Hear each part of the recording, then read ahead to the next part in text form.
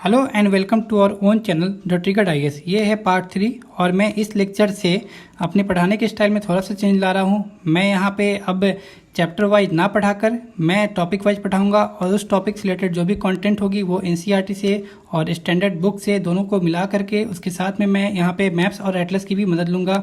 और चलिए शुरू करते हैं इस पार्ट 3 को। गाइज आज बात करेंगे एटमॉस्फेयर के बारे में। एटमॉस्फेयर लगभग 1600 किलोमीटर तक एक्सटेंडेड है फ्रॉम आवर अर्थ सरफेस। अगर हम बात करें कि ये कितने लेयर्स में डिवाइडेड है तो बेसिकली ये 4 लेयर्स में है। जो सबसे नीचे वाला लेयर है जो कि सबसे करीब होता है अर्थ सरफेस के, उसका नाम है ट्रोपोस्फेयर। उसके ऊपर होती है स्ट्रेटोस्फेयर, उसके ऊपर होती है मेसोस्फेयर और उसके ऊपर होती है थर्मोस्फेयर। तो गाइज इस लेक्चर में हम लोग ट्रोपोस्फेयर के बारे में डिटेल में बात करेंगे। तो सबसे पहली बात जो सामने आती है, ट्रोपोस्फेयर आखिरकार अर्थ सरफेस से कितनी दूरी तक है। तो ये लगभग 10 से 12 किलोमीटर तक है। ट्रोपोस्फेयर के ऊपर में आती है ट्रोपोपाउज, उसके ऊपर आती है स्ट्रेटोस्फेयर। मैं सबके बारे में डिटेल में बताऊंगा। तो बात करते हैं ट्रोपोस्फेयर की। दोस्तों मैं आपको बता दूं कि इस लेयर ऑफ एटमॉस्फेयर में ऑल द वेदर चेंजेस यहीं होती है, ठीक है।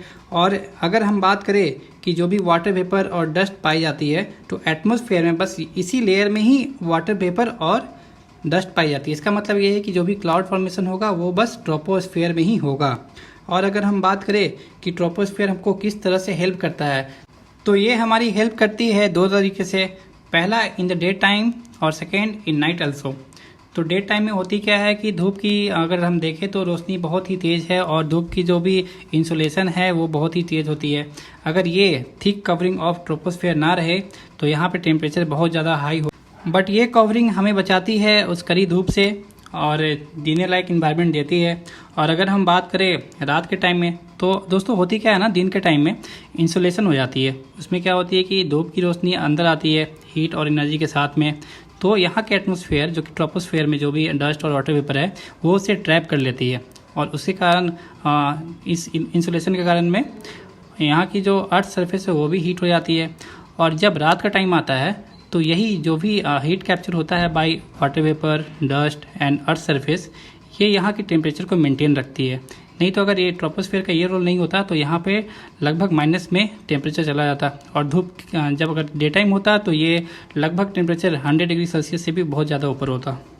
और दोस्तों मैं आपको बता दूं कि troposphere is primary heated bye earth surface. इसका मतलब है कि अगर हम हाइट ऊपर जाएंगे तो वहाँ पे टेम्परेचर कम होती जाएगी और ठंड बढ़ती जाएगी।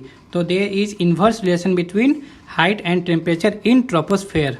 ओके दोस्तों, अगर हम बात करें आगे what is difference between maritime versus continental climate, तो मैरी टाइम होती है जो समुद्र के किनारे हो, कॉन्टिनेंटल होती है जो समुद्र के किनारे ना होके बहुत ही अंदर मेन लैंड में हो, जैसे कि बिहार, उत्तर प्रदेश, दिल्ली। और मैरी टाइम का एग्जांपल हो गया मुंबई, गोवा, केरला, तमिलनाडु, उड़ीसा। तो गाइज अगर हम लोग मैरी टाइम क्लाइमेट के बारे में बात करें तो यहाँ पे बहुत ही कम डिफरेंस होती है between summer and winter temperature. और जबकि हम कॉन्टिनेंटल क्लाइमेट की बात करें तो यहाँ पे बहुत ही ह्यूज डिफरेंस होती है। जैसे कि अपने ही बिहार में अगर ठंड के दिनों में टेम्परेचर लगभग 4 डिग्री सेल्सियस होती है और गर्मी के दिनों में 50 प्लस भी चली जाती है।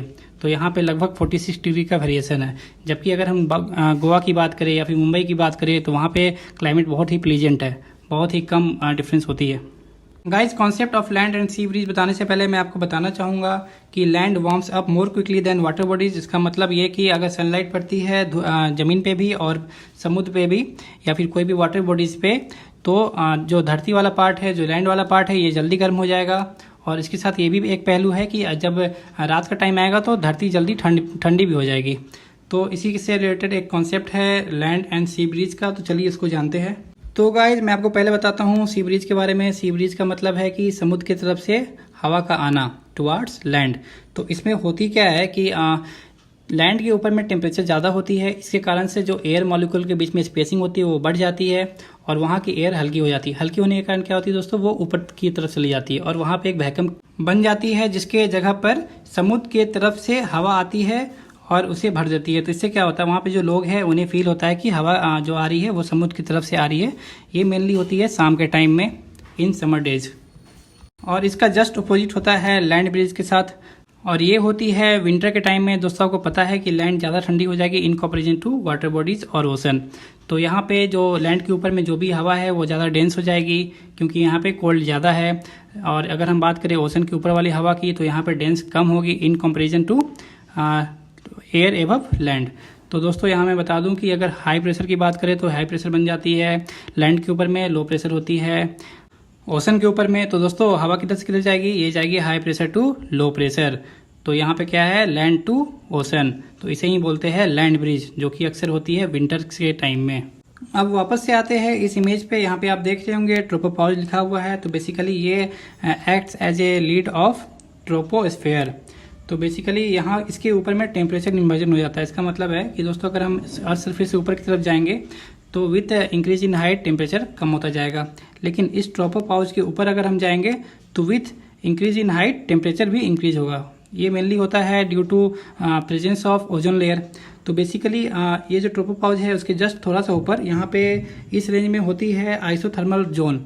यहाँ पे ना ही ऊपर जाने पे टेम्परेचर घटेगी ना ही बढ़ेगी, और इसलिए यहाँ पे इसको नाम दिया गया है आइसोथर्मल जोन।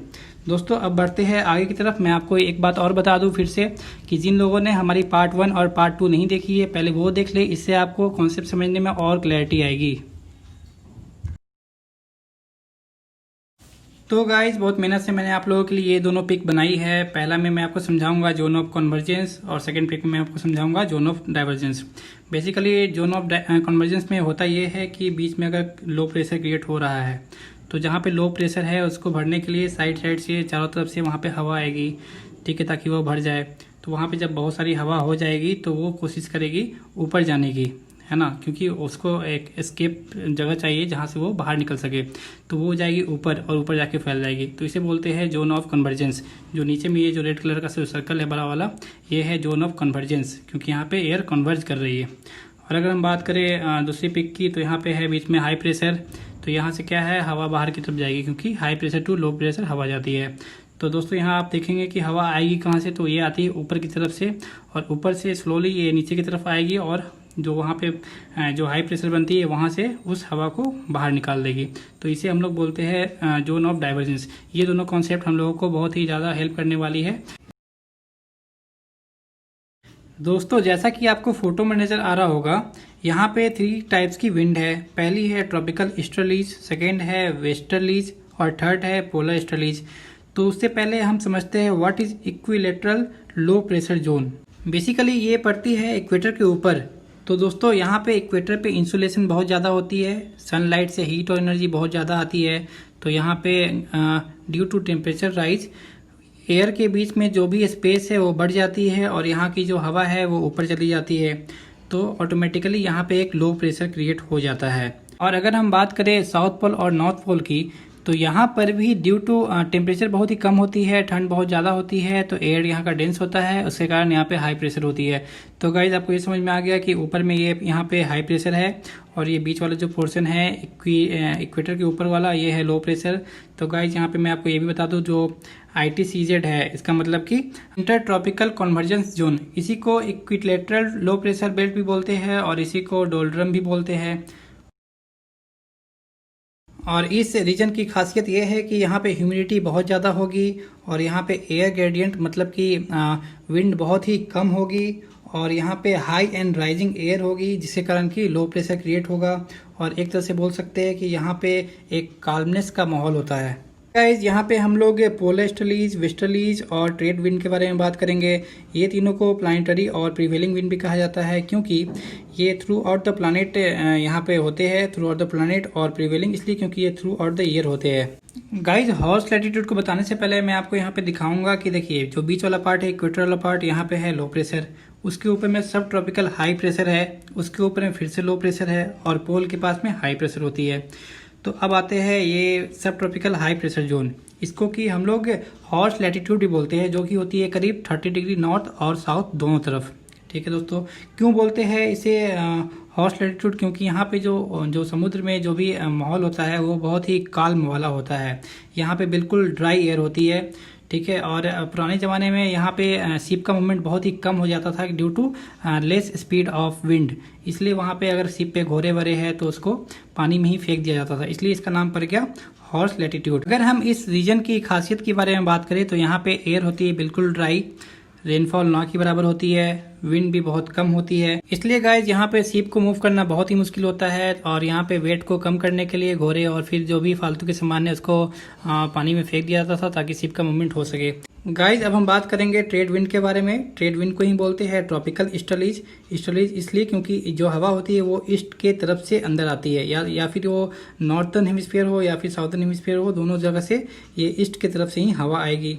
तो गाइज हवा आती क्यों है, तो आप देख रहे होंगे इक्वेटर के ऊपर से हवा उस लो प्रेशर के कारण हवा ऊपर उठी और ये डिसेंड कर गई लगभग जाकर 30 डिग्री नॉर्थ और साउथ में। यहाँ पे बनती है हाई प्रेशर और हाई प्रेशर बनने के बाद आपको पता है लॉ ऑफ कन्वर्जेंस और डाइवर्जेंस के बारे में। तो यहाँ पे क्या होती है, डाइवर्ज कर जाती है हवा अंदर आने के बाद और ये दोनों साइड में बहती है। कुछ हवा वेस्टर्लीज की तरफ चल जाती है, मतलब नॉर्थ की तरफ चल जाती है, जिसको बोलते हैं वेस्टर्लीज, और जो कि साउथ की तरफ आती है उसको बोलते हैं ट्रॉपिकल ईस्टर्लीज या फिर ट्रेड विंड, और vice versa for southern hemisphere. और गाइज मैं ट्रेड विंड की खासियत की बारे में बात करूँ तो यहाँ पे हवा बहुत तेज़ होती है और यहाँ पे जो भी हवा होती है वो मॉइस्चर से लदी हुई होती है और इसलिए यहाँ पे भारी बारिश भी होती है। गाइज यहाँ पे एग्जाम से रिलेटेड एक बहुत ही इंपॉर्टेंट क्वेश्चन है। आप यहाँ पे देखेंगे तो ट्रेड विंड जो है उसका नाम है ट्रॉपिकल ईस्टर्लीज, जो कि आती है ईस्ट की तरफ से और इसमें होती है भारी बारिश। तो अगर कोई यहाँ पे कॉन्टिनेंट है तो वहाँ पे जो बारिश होगी वो उसके वेस्टर्न साइड में होगी, ठीक है गाइज। बट जो कॉन्टिनेंट है उसके ईस्टर्न साइड में बारिश नहीं पहुँच पाएगी और यही इसका कारण है कि मेजर जो भी डिजर्ट है इन द वर्ल्ड वो किसी भी कॉन्टिनेंट के वेस्ट साइड में ना होकर के हमेशा ईस्ट साइड में होते हैं। अगर हम एग्जांपल से समझे तो सहारा डिजर्ट है वेस्टर्न पार्ट ऑफ अफ्रीका के, आटाकामा डिजर्ट है वेस्टर्न पार्ट ऑफ चिले में, और ग्रेट ऑस्ट्रेलियन डिजर्ट भी है वेस्टर्न पार्ट ऑफ ऑस्ट्रेलिया में। तो गाइस जब हम बात करते हैं वेस्टर्लीज की, आप देखेंगे 30 डिग्री नॉर्थ पे है हमारा सब tropical high pressure zone. High pressure zone है इसका मतलब कि यहाँ से विंड लो प्रेशर की तरफ जाएगी।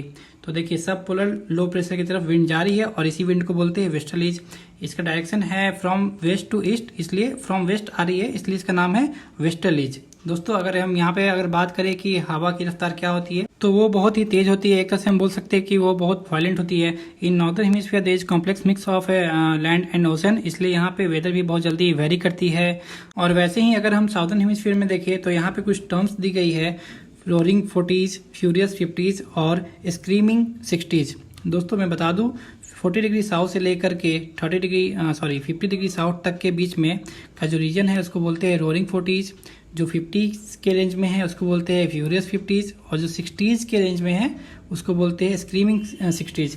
दोस्तों ये तीनों टर्म बस साउदर्न हेमिस्फीयर के लिए ही यूज होती है। मैं बात करूंगा पोलर स्ट्रेच की। जैसा कि मैंने आपको बताया कि नॉर्थ पोल पे हाई प्रेशर है, उसके नीचे सब ट्रॉपिकल पे लो प्रेशर है जो कि है लगभग 60 डिग्री नॉर्थ पे।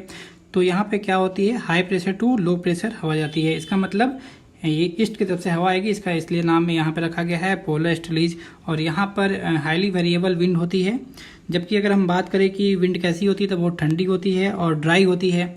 गाइज ये बहुत ही कॉम्प्लिकेटेड टॉपिक था जिसे मैंने रिकॉर्ड टाइम में कंप्लीट करने की कोशिश की है। अगर आपको कोई भी मदद चाहिए तो आप मुझे कमेंट सेक्शन में पूछ सकते हैं और you are most welcome to like, comment and share this video.